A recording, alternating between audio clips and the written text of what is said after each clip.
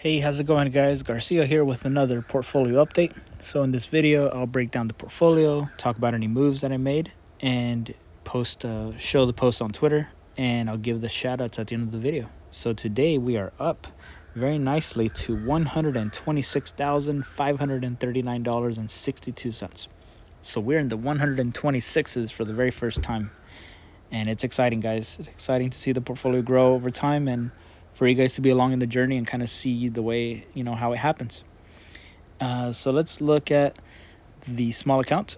We are up 1.5% today. We're up 3.6% in the last week, 33% in the past month, 41% in the past 3 months, and that is year to date and all time as well. So here, today's return. So yeah, here the bigger return was Palantir going up like crazy today. Palantir went up percent change. Yeah, went up almost 4% today. But of course, because of the covered calls, some of the returns have been kind of like subdued. So even though Palantir returned 128, the portfolio went up by only $81 today. So, give and take. So those covered calls, hopefully in time, they return max profit, and I'll go back to outperforming Palantir. In the Roth IRA, we're up 1.2% today, up 3% in the past week, 32% in the past month, 18% in the last 3, 29% year to date, and that is pretty much all time as well. Okay, so this one here, we still have $2,800 in buying power as cash. So, anytime Palantir has a dip now, I'm just going to be ready to buy it.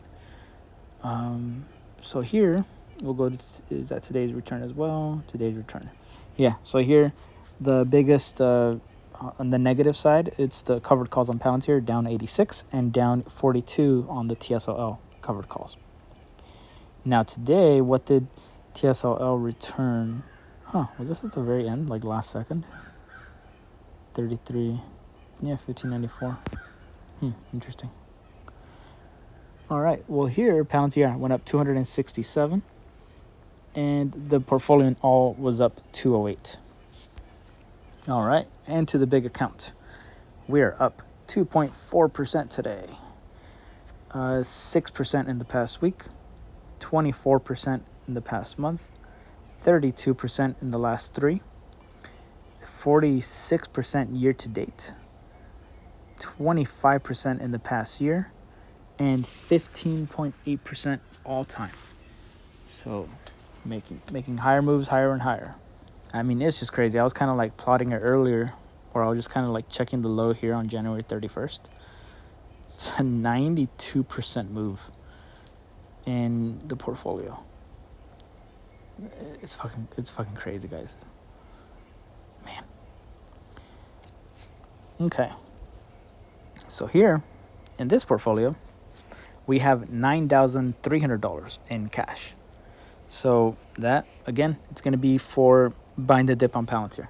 I am zeroing in on this being the main stock that I have in the portfolio. And instead of it being in the 80-85% range, I want it to be above 90% portfolio allocation. I want to make sure that I have enough shares in this account.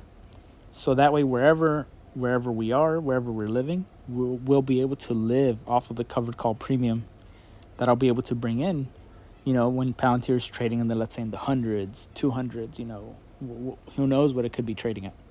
So that's going to be my goal, to, especially if the story is still playing out. But hey, on the technical side, even though I'm not a huge technicals guy, I'm not sure if they have it here where they have like the Bollinger Band. Yeah. So here, it's not very often that Palantir goes above this Bollinger Band. See this upper line at the very top? Like right here on September 17th. See where it says Bollinger Upper? It was at 28.5. This price was at 28.70.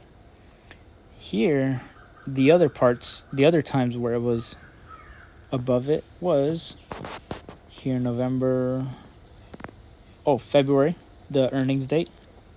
The upper Bollinger Band was at $22, and here we're at $24.38. So I think we might see some relaxation as far as like how quickly the stock was moving. For the sake of my covered calls, but hey, if these trends are any guide, and who knows, we might look back at this later. I might label this TA predictions or something. Who knows? But if I think this pattern might play out just on a higher step, where I think we're gonna go up to the 30s, and then kind of bleed down. What is this? Am I able to? I guess I'm not.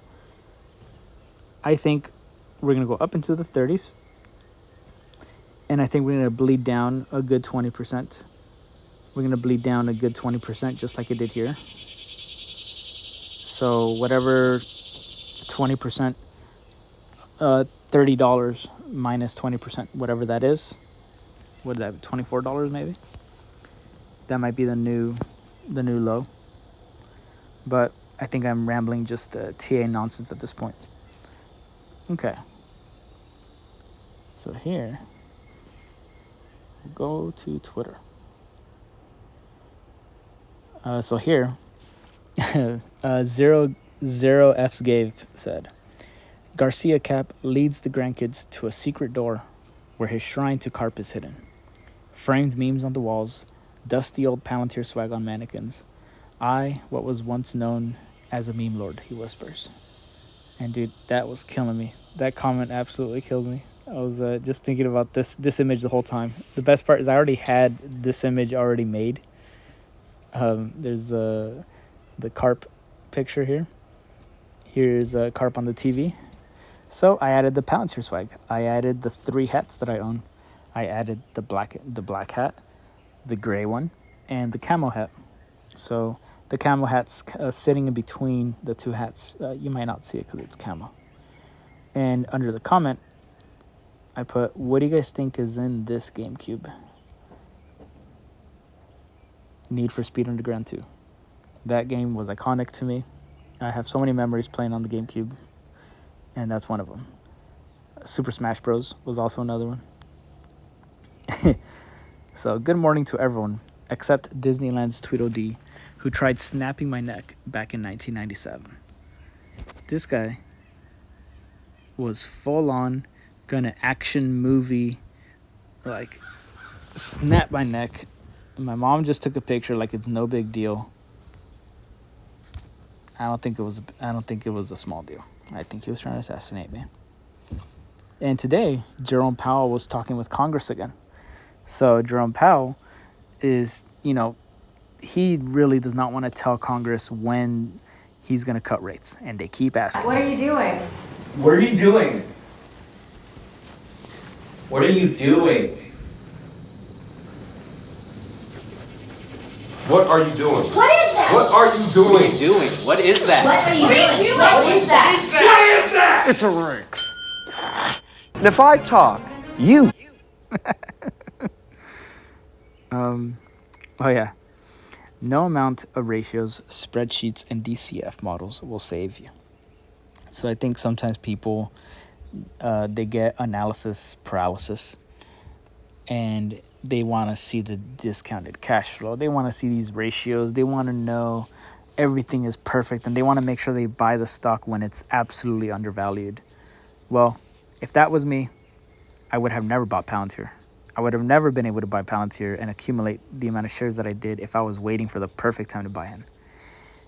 And I'm this fucking guy over here. Pilly the fucking best. I'm going to be accumulating these shares as much as I can with the little that I know. People who know their stuff about AI, software, and they know where this is going to go, they know it's the best. It's the people in the middle who are kind of analyzing the living crap out of it, and they're never going to own it. So, that ain't me. Palantir shareholders in the past month.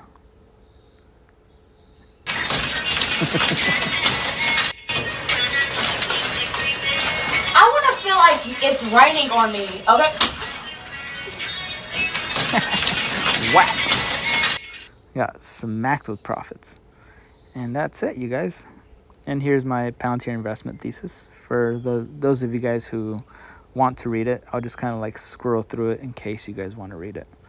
So here, I just kind of talk about reducing my exposure to different shares, to different companies, connecting the dots, going over their history, the different deals that they made, you know, and kind of just summarizing the points.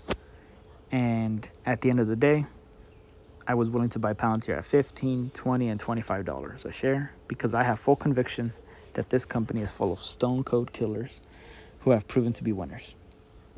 And yes, stone cold killers. I still think that's a pretty cool line, but it was a little underappreciated. All right, so with that, I'll end the video here. Thank you guys for watching the video. A shout out to everyone here on this list for being supporters of the channel. And I will see you guys tomorrow. Hope you guys have a great day.